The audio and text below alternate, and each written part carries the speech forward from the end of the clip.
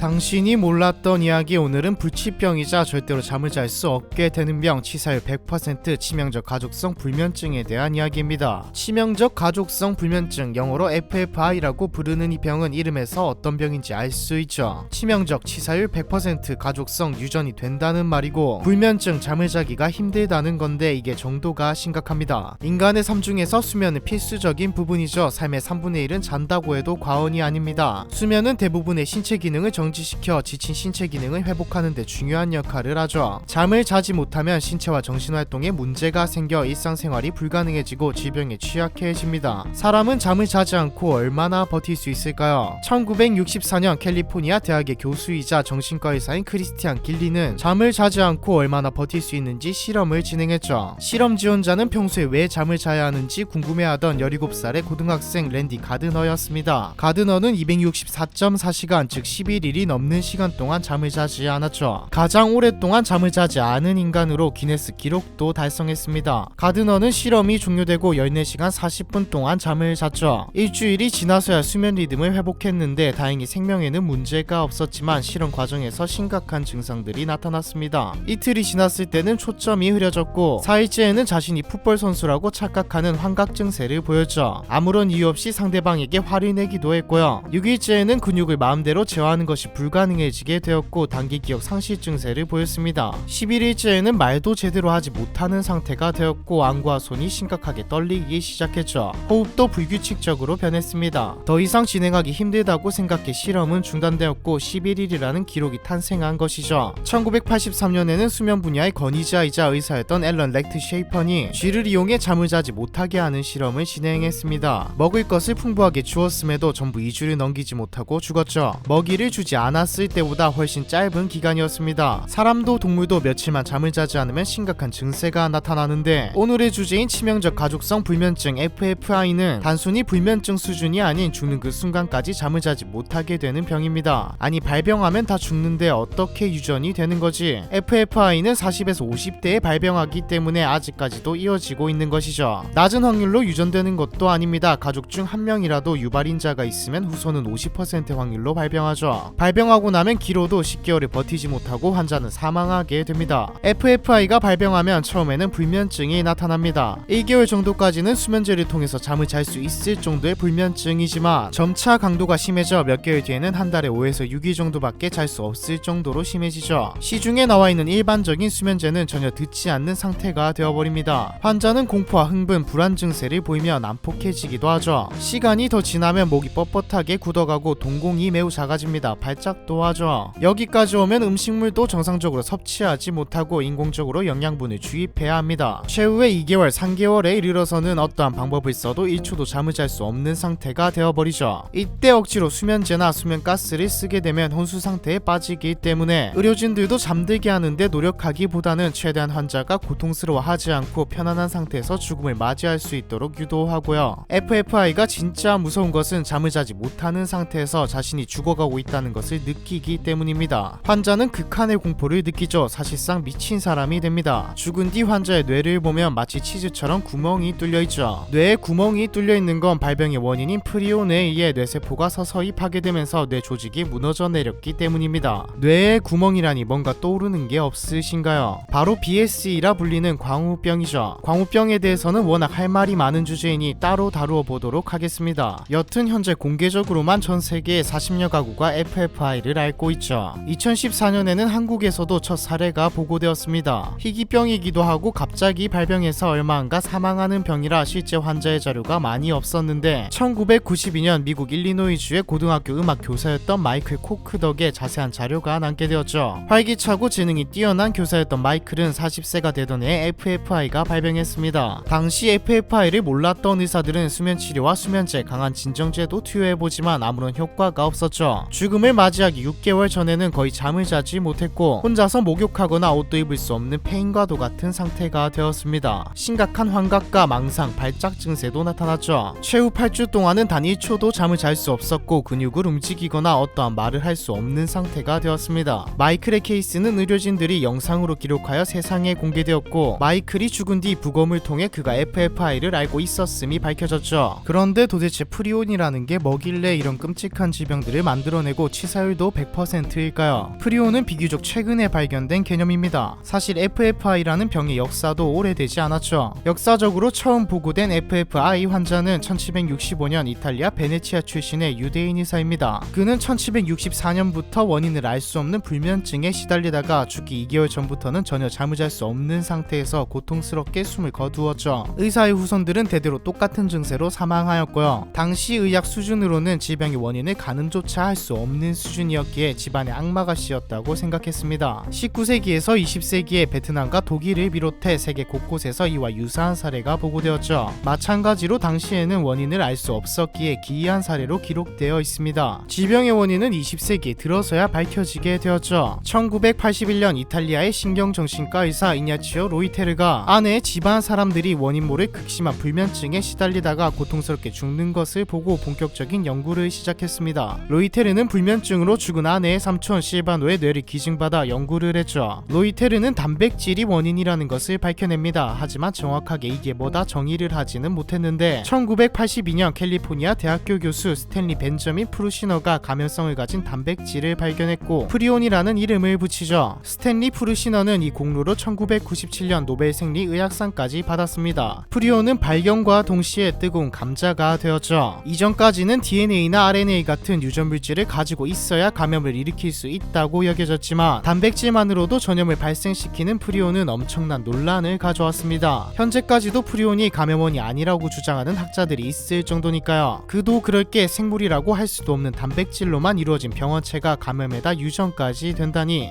학자들에게는 우리로 치자면 학교 과학 시간에 배운 사실들이 부정당하는 느낌일 겁니다. 수금지와 목토 천해명에서 명왕성이 빠진 것처럼 말이죠. 이건 좀 다른가? 뭐 어쨌든 프리온은 인체에 들어와 타 단백질과 접촉을 하게 되면 접촉한 단백질도 프리온으로 바꾸는 감염성을 지니고 있죠. 또한 고유 DNA 구조도 없어서 기존의 바이러스보다 훨씬 더 자유롭게 종간의 벽을 넘나들 수 있죠. 그래서 광우병도 원래 사슴과 양에서 발생하던 것이 소한테 넘어오고 사람에게까지 넘어올 수 있었던 것입니다. 현재까지도 프리온이 어떻게 자가복제를 하고 증식을 할 수 있는지 정확히 밝혀지지 않았습니다. 게다가 일반적인 바이러스와 달리 열을 가해도 쉽게 파괴되지 않죠. 소독제도 효과는 없고요. 프리온을 파괴하려면 최소 2기압 이상에서 섭씨 121도의 열을 몇십 분 동안 가해야 합니다. 그래서 프리온에 노출된 물체는 아예 폐기해버리죠. 실제로 프리온에 감염된 환자에게 사용된 의료 도구는 사용 후 바로 바이오 해저드로 분류되어 폐기시켜버립니다. 역사도 오래되지 않았고 워낙 까다로운 녀석이다 보니 아직 인류는 프리온을 정복하지 못했습니다. 그래도 최근에는 본격적으로 의학계에서 프리온에 대한 연구가 진행되고 있죠. 하지만 여전히 치료법은 없습니다. FFI뿐만 아니라 광우병, 웃으면서 죽는 병이라 알려진 쿠르병 등 프리온에 의해 발병되는 질병은 다 마찬가지인 상황이죠. 아마 프리온을 정복하는 날이 인류가 치명적 가족성 불면증 그리고 광우병을 정복하는 날이 될 것 같네요. 하루빨리 프리온에 대한 연구가 성과를 거두어서 고통받는 사람들이 없는 날이 왔으면 좋겠습니다. 잠을 잘 수 없게 되는 병, 치명적 가족성 불면증에 대한 이야기, 이번 편은 여기까지입니다.